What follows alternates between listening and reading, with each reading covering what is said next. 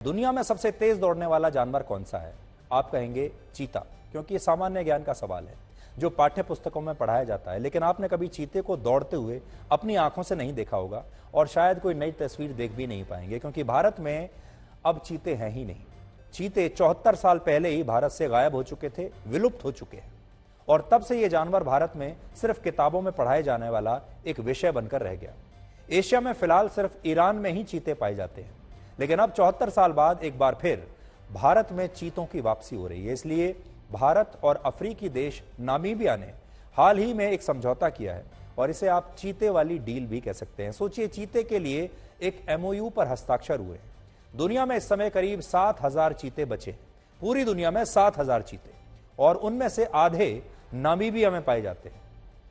Namibia ने भारत को मुफ्त में 8 चीते देने की रजामंदी दी है, और भारत को सिर्फ इन चीतों के ट्रांसपोर्टेशन का खर्च उठाना, यानी इन्हें सिर्फ यहां लाने का खर्च उठाना है। बाकी इन चीतों को मुफ्त में दे दिया जाएगा। ये चीते भारत में एक विशेष प्लेन से लाए जाएंगे, और ये चीतों का पहला ऐसा ट्रांसफर है जो एक महाद्वीप से दूसरे महाद्वीप में होगा। और इसी महीने 15 अगस्त से पहले मध्य प्रदेश के कूनोपालपुर राष्ट्रीय उद्यान में 8 चीते आपको फर्राटे से दौड़ते हुए दिखेंगे, जिनमें से 4 नर और 4 मादा चीते हैं। जनवरी 2022 में चीतों की वापसी का एक्शन प्लान मोदी सरकार ने तैयार किया था, और योजना यह है कि अगले 5 साल में कुल 30 चीते भारत में लाए जाएंगे। मध्य प्रदेश के कूनो राष्ट्रीय उद्यान में सबसे तेज दौड़ने वाले इस जानवर के स्वागत की तैयारियां शुरू हो चुकी हैं। एक वैज्ञानिक अनुमान के मुताबिक चीते 50 लाख वर्ष से धरती पर मौजूद हैं, और पहली बार चीते भारत में ही देखे गए थे। चीता शब्द की उत्पत्ति भी संस्कृत शब्द चित्राका से हुई है, जिसका हिंदी में मतलब होता है चितकबरा या धब्बेदार। लेकिन विडंबना देखिए कि आज भारत में एक भी चीता मौजूद नहीं है। आजादी से पहले भारत में बड़ी संख्या में चीते पाए जाते हैं, लेकिन फिर इनकी आबादी घटती चली गई। इसकी सबसे बड़ी वजह थी राजा महाराजाओं का बेहिसाब शिकार का शौक और नकली वीरता के प्रदर्शन की होड़। जनता के बीच खुद को बहादुर दिखाने के लिए जंगल में सबसे ज्यादा शेर और चीतों का शिकार किया जाता था, और अपनी नकली वीरता उस समय वायरल करवा दी जाती थी। उस जमाने में सोशल मीडिया तो था नहीं, तो ऐसे में जो चाटुकार और दरबारी हुआ करते थे इन बड़े बड़े राजा महाराजाओं के, वो इनकी वीरता की डींगे हाँकते थे, उनके बारे में लिखते थे, जिसके कुछ उदाहरण आज हम आपको ब्लैक एंड व्हाइट में दिखा रहे हैं। यह तस्वीर वर्ष 1948 की है। तस्वीर में सरगुजा रियासत के महाराजा रामानुज प्रताप सिंह देव खड़े हैं, और जमीन पर 3 चीतों के शव हैं। यही भारत के आखिरी 3 चीते थे, और इनका शिकार महाराजा रामानुज प्रताप ने छत्तीसगढ़ के जंगलों में किया था, और इसके बाद भारत में कभी कोई चीता नहीं दिखा। वर्ष 1952 में सरकार ने भारत में चीतों को खत्म होने की आधिकारिक घोषणा कर दी।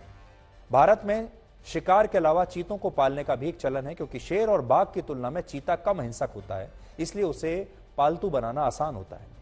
अब यह तस्वीर देखिए, इसमें गांव वालों ने चीते के गले में पट्टा डाला हुआ है, और बड़े खुशी खुशी आराम से उनके साथ फोटो खिंचवा रहे हैं। डर उनके चेहरे पर बिल्कुल नहीं है, और चीता एक पालतू जानवर की तरह चुपचाप खड़ा हुआ है। दुनिया में पहली बार चीतों को पालने का चलन भारत में ही शुरू हुआ था। इतिहास में पहली बार चीता पालने का सबूत संस्कृत ग्रंथ मनसोल्लास में मिलता है, जो 6वीं शताब्दी में लिखा गया था। कहा जाता है कि मुगल शासक अकबर के समय भी 10,000 से ज्यादा चीते पले हुए थे, और इनमें से करीब 1,000 चीते उनके दरबार में थे। इन्हें शिकार के लिए प्रशिक्षित किया जाता था। मुगल बादशाह जहांगीर ने भी अपनी जीवनी तुजू के जहांगीरी में कैद में रखी गई एक मादा चीता द्वारा शावक को जन्म देने का एक किस्सा बताया है। पहले राजा और जमींदार और फिर अंग्रेजों के जमाने में भी चीतों के शिकार और उनके पालतू बनाने का यह ट्रेंड जारी रहा, और 18वीं शताब्दी में एक प्रशिक्षित चीते की कीमत 150 से 200 रुपए तक होती थी, जबकि जंगल से पकड़कर लाए गए चीते की कीमत 10,000 रुपए के आसपास होती थी। वर्ष 1880 में पहली बार भारत में एक चीते के हमले में किसी इंसान की जान जाने का रिकॉर्ड मिलता है। तब विशाखापत्तनम के तत्कालीन गवर्नर के एजेंट O.B. इरविन शिकार के दौरान चीते के एक हमले में मारे गए। चीता विजयनगरम के राजा का पालतू था, और इसके बाद ब्रिटिश सरकार ने चीते को हिंसक जानवर घोषित कर दिया, और चीते को मारने वालों को बाद में इनाम दिया जाने लगा। एक्सपर्ट्स कहते हैं कि चीते 20वीं सदी की शुरुआत तक बेहद कम हो गए, और क्योंकि सभी चीते राजा महाराजाओं के शिकार और ब्रिटिश साम्राज्य के शौकिया खेलों की भेंट चढ़ चुके थे, इस तस्वीर में आप एक अफ्रीकी चीते के साथ अंग्रेज अधिकारियों को देख पाएंगे। एक्सपर्ट्स के मुताबिक 1918 से 1945 के बीच राजा महाराजा और ब्रिटिश अधिकारी अफ्रीका से चीते मंगवाकर उन्हें शिकार के लिए इस्तेमाल करते थे।